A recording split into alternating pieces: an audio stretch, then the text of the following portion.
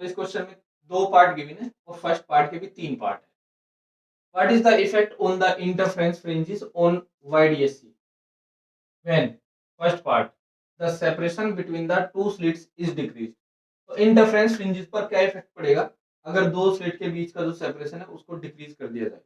देखिए ये है ए का फर्स्ट पार्ट।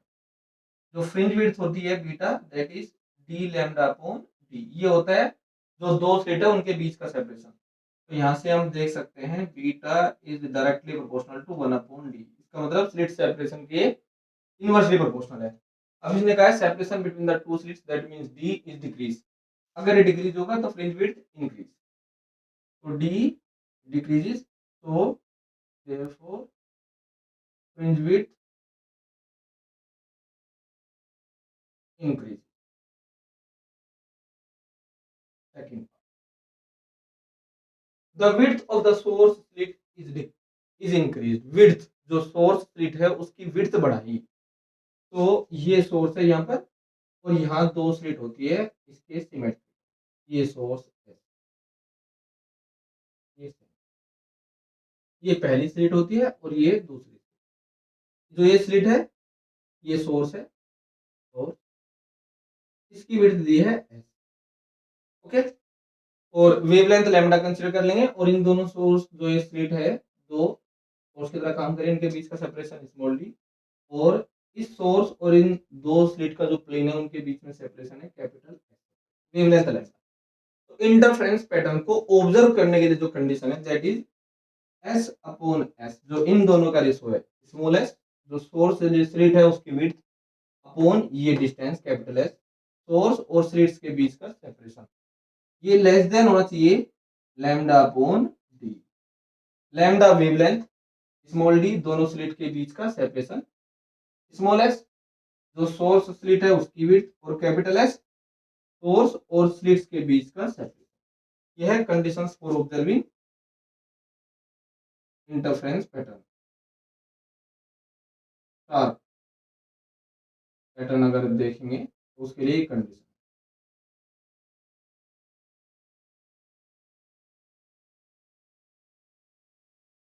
इसी का यूज करके देख सकते हैं। The width of the source slit is increase, अगर इसको इंक्रीज करेंगे सोर्स स्लिट की विड्थ को तो वैल्यू इंक्रीज होती चली जाएगी, इससे कम नहीं रहेगी। तो जो शार्पनेस है इंटरफेरेंस पैटर्न जो बिल्कुल क्लियरली हमें दिखाई दे रहा है उसको क्लियरली ऑब्जर्व करते जा रहे हैं। अगर एस को इंक्रीज करेंगे तो ये वैल्यू इंक्रीज होती चली जाएगी, तो लैम्डा बाय डी से बहुत कम नहीं रहेगी, तो इसके इक्विवेलेंट भी आ जाएगी, फिर इससे ग्रेटर भी हो जाएगी। इंटरफेरेंस पैटर्न को हम आसानी से ऑब्जर्व नहीं कर पाएंगे, मतलब वो शार्प नहीं बनेगा, मतलब लेस शार्प रहेगा अगर इसको इंक्रीज करते जाएंगे। एक कंडीशन ऐसी है कि वो दिखाई देना बंद हो जाएगा इंटरफेरेंस पैटर्न। ठीक है, तो इंटरफेरेंस पैटर्न के लिए ये कम होना चाहिए, ये याद रखना। इसमें और भी क्वेश्चंस बन सकते हैं, देखो स्मॉल एस से और वो कैपिटल एस से भी कह सकते हैं।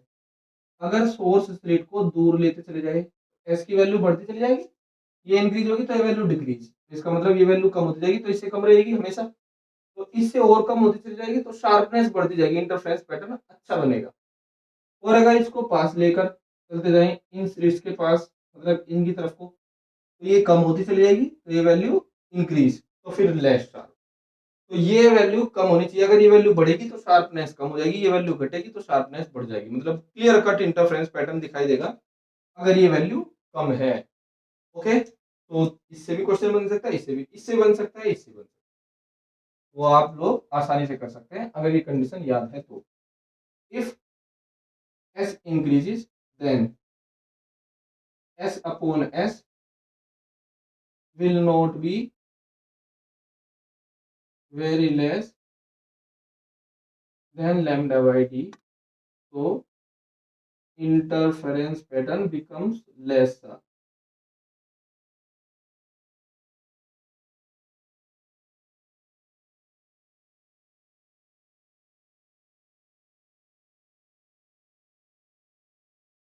फेंट सा दिखाई देगा थोड़ा। थर्ड थर्ड क्या कहा है, the monochromatic source is replaced by a source of white light. अगर मोनोक्रोमेटिक सोर्स की बजाय हम क्या यूज करें, व्हाइट लाइट, व्हाइट लाइट मतलब विबग्योर सभी कलर्स है, तो अलग अलग कलर अपना अलग अलग पैटर्न बनाएंगे। देखो फ्रिंज विड्थ किस पे डिपेंड करते हैं, वेवलेंथ पर। अब अलग अलग कलर के लिए वेवलेंथ अलग अलग, तो जो ब्राइट फ्रिंजेस है या जो डार्क फ्रिंजेस है उनकी लोकेशंस अलग अलग कलर के लिए अलग अलग, लेकिन सेंटर पर सभी कलर्स अपनी सेंटर ब्राइट फ्रिंज बनाएंगे, सबके लिए path difference 0।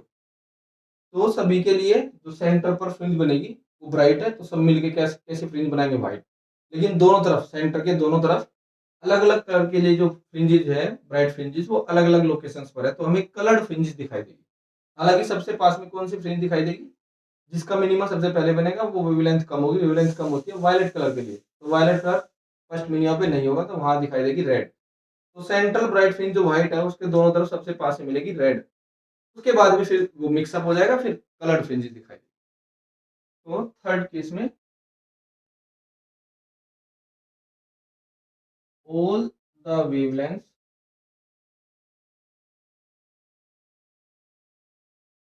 form their interference patterns interference patterns with central fringe as white, but on either side of it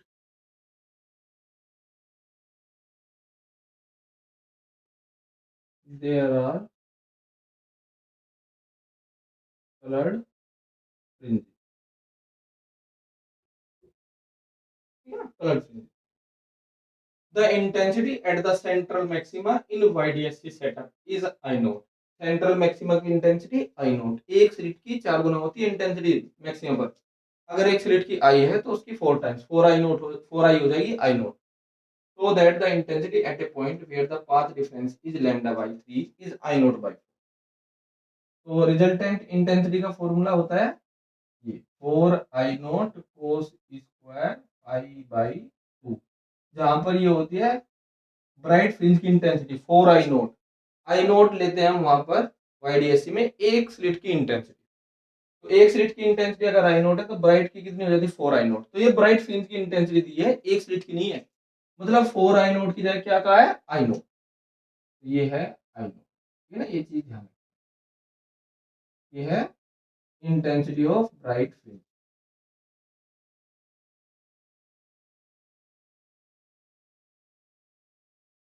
ठीक है ना।